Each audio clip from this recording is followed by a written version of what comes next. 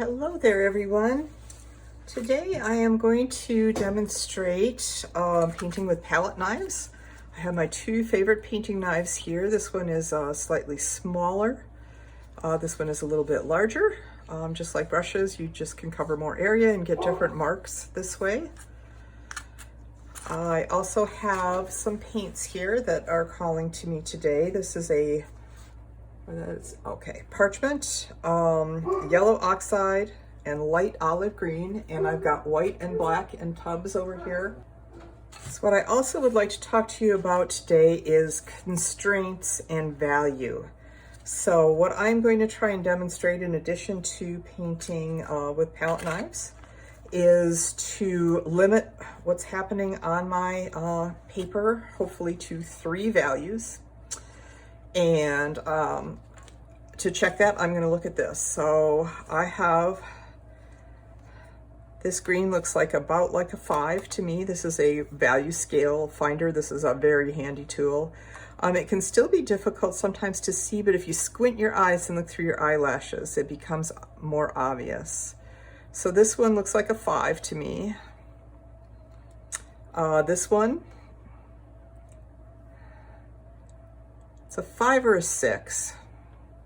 So those two are very, very close. We'll call them the same. And then this parchment is a, I would call that, I'm going to say an 8. So if I use a 5, an 8, and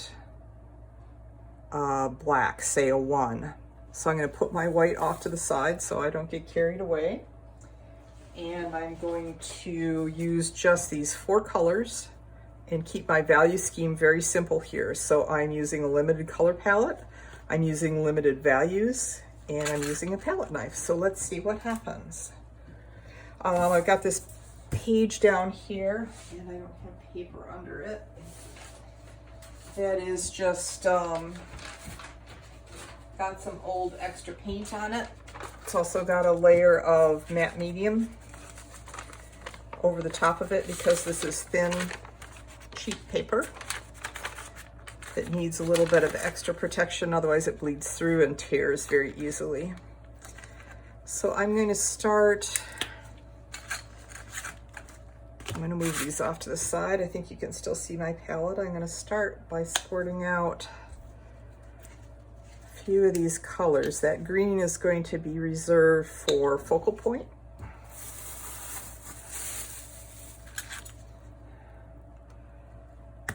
So here are 3, oops, okay. I'll probably need that if I leave that on the floor. 3 different colors that I've got laid out here, and let's see what we can do with them. Start out a background. Now what I would normally do in painting, and I'm going to do here too, is make some marks first. So I'm just going to grab pencils that come to me first. This is a sketching pencil. It's always interesting to have lines that may or may not show through. These colors are not exactly what you would expect with the colors that I've chosen, so I don't know if it will work out or not, but we will find out. I want a fine, fine line here too. That's always interesting. And maybe something a bit bolder. Gosh, it was here a second ago. Yeah, right, that's fine. How about a Posca pen? Let's see what we can have happen here.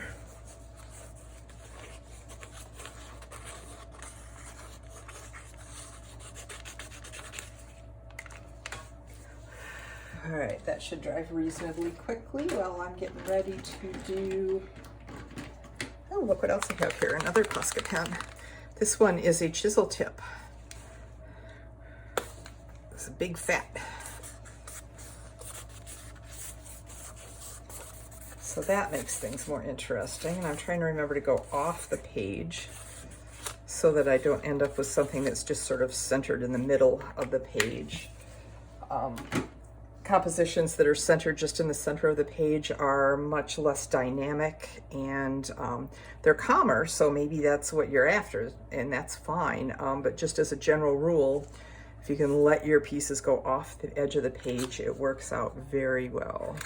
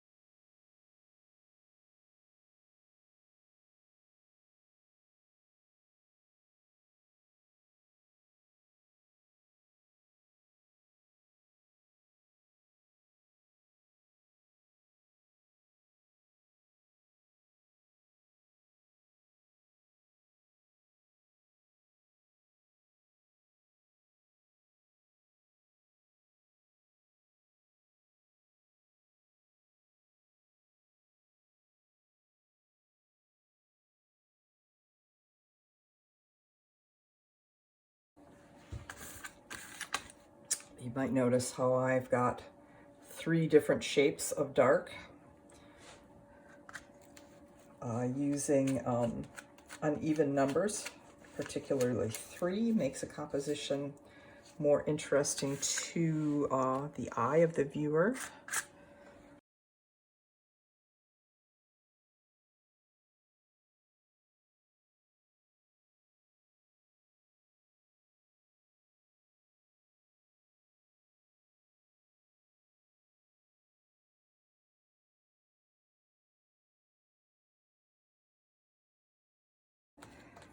I am losing all of my original marks because I am not liking that blue showing through.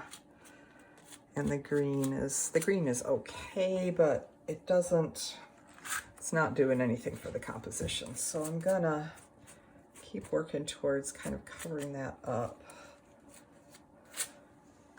a little bit, not completely. I'm not that worried about it. So I think that helped already right there, didn't it?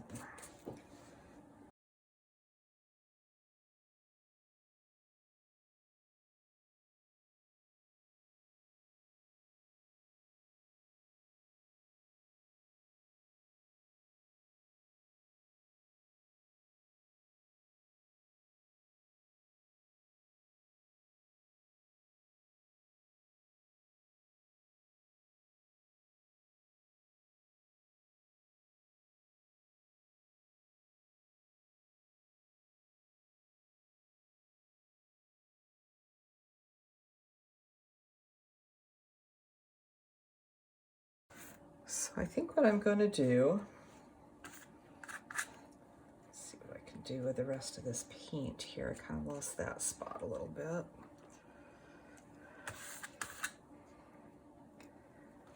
Is go ahead and let this dry.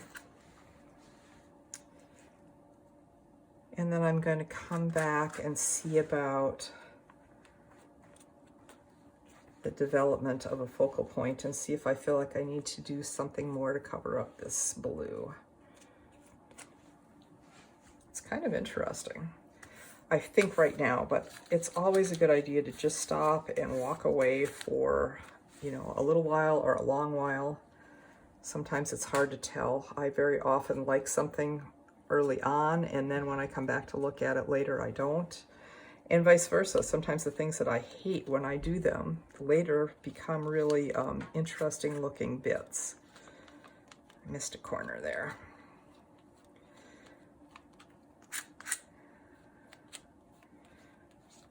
All right, so I'm going to go and get a cup of tea.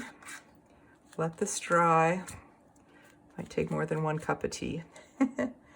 And then I will be back to work on developing my focal points a little bit more, but this is already pretty interesting, I think. There's a lot of dynamic movement because of the application of paint with a palette knife. And there's, it's got a kind of a vertical movement going on here, which is one element of composition that can be very helpful in making a piece cohesive. Stuck there. I've also got a few things like this right here is on the rule of thirds area. This is in the rule of thirds area. So that also helps bring it together. You see this motif very frequently in my work with the 3 bits, 3 pieces. Okay, so I'm going to let this dry, and then I'm going to come back and see what needs to be done. Okay, I'm back, and this is, well, not completely dry, close to dry, and I kind of goofed up a couple spots here in my fooling around, but I don't think it really matters. Because I came back up here and I looked at this and I am no longer liking this. It's a good combination with that, but I think because of the light greens coming through, that kind of bluish green there, this just is not doing it for me now. And it's fine to change your mind.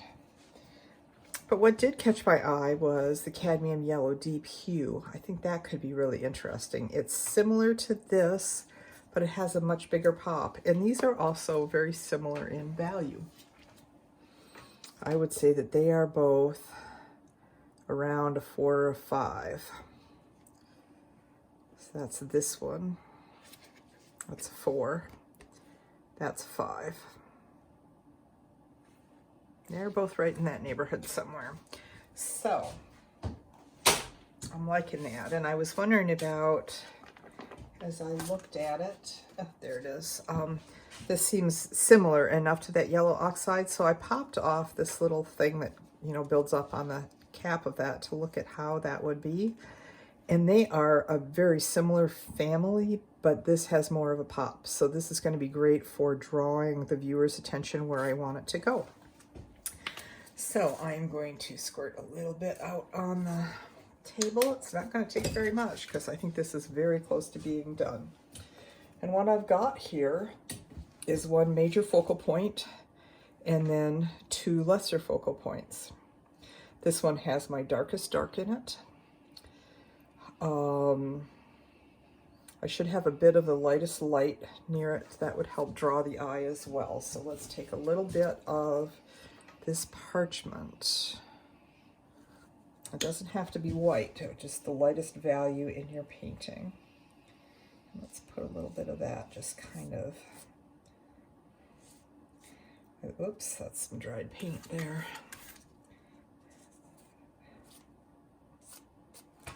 There, kind of keeping that. I may have gone a little bit further than I kind of intended to, but keeping with that sort of vertical movement that I'm seeing happening here. And then because I did that there, a little bit over here, and a little bit, even less, over here. That already has some around it, but never hurts. A little bit more. And I also wanted to comment, this looks like I'm doing this really quickly, but bear in mind that I have been painting like this for quite some time, and it was not always this fast for me.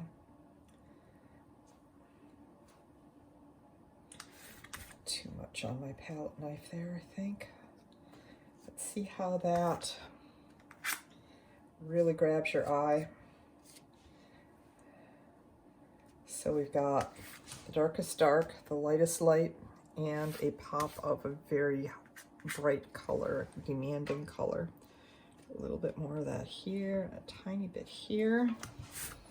I don't like how that turned out there, right in the center of that like that. It's not doing anything for me. So let's see.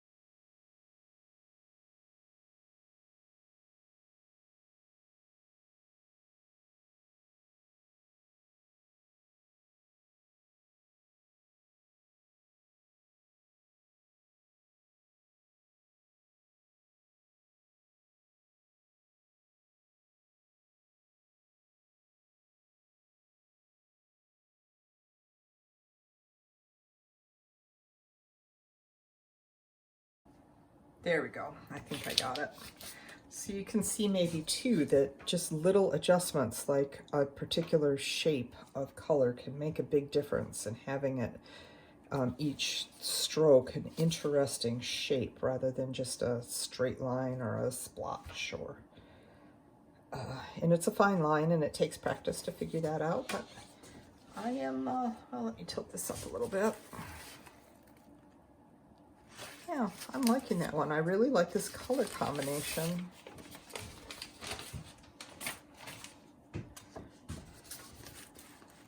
So, what do you guys think? I'm gonna let it dry. I'm gonna take a photo and we'll post this. All right, thanks a lot for watching. If you enjoyed this video, feel free to hit like or subscribe to my channel. Thanks a lot. Bye-bye.